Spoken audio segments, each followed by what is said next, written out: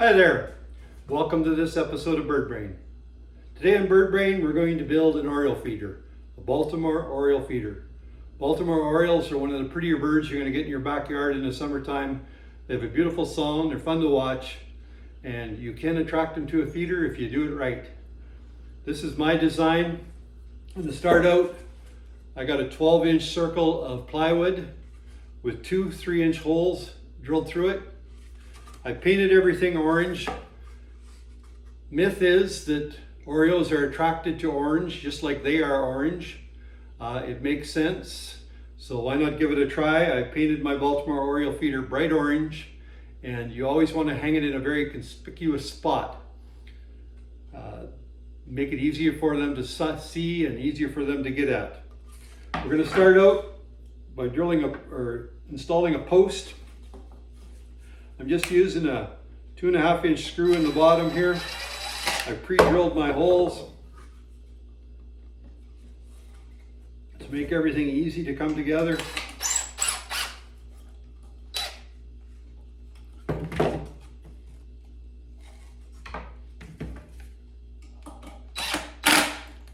So there's the start. I'm going to square that.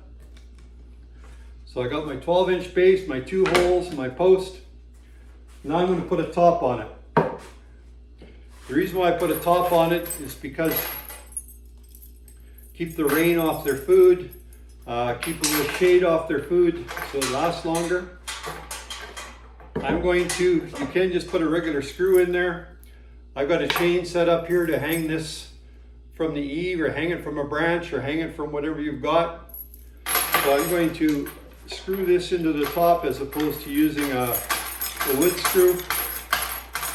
Again, I've got my holes pre-drilled so everything's easy to line up.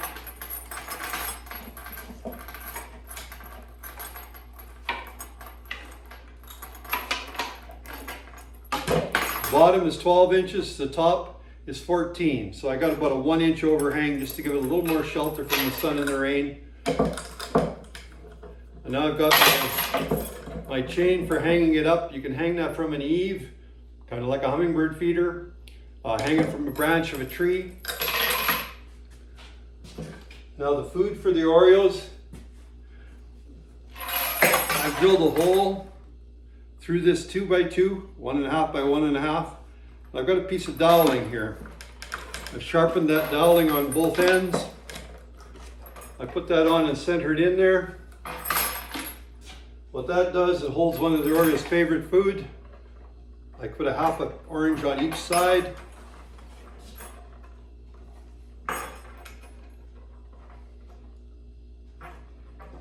Like that. Then what I do is I have these little Glad fruit nappies. You can buy these at pretty well any grocery store. They're just small Glad fruit nappies. I drop one of those in each hole. And then I have a nectar recipe that I use with some of the Orioles' favorite foods. I pour a little bit in each one of these nappies.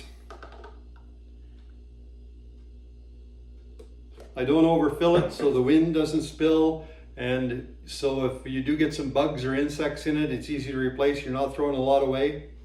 So that nectar, you'll see the recipe posted at the end of this video. You can click on that and write down the recipe, or possibly print it off with your computer if you have the right format.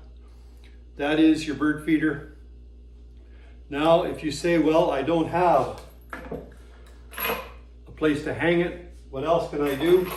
Well, the other option, if you've watched some of my other videos, I like to use what's called a floor flange. So I'm just going to take this floor flange, I'm going to put it on the bottom. Again, you can buy these floor flanges at pretty well any home center.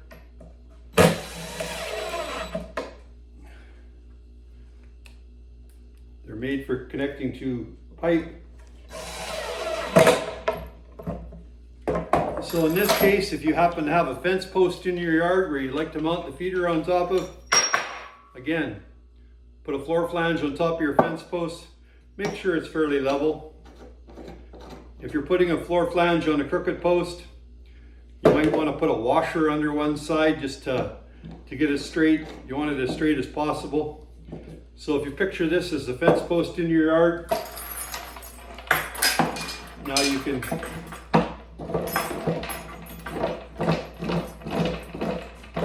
put your hummingbird feeder on this, your Baltimore Oriole feeder on there with your two little nappies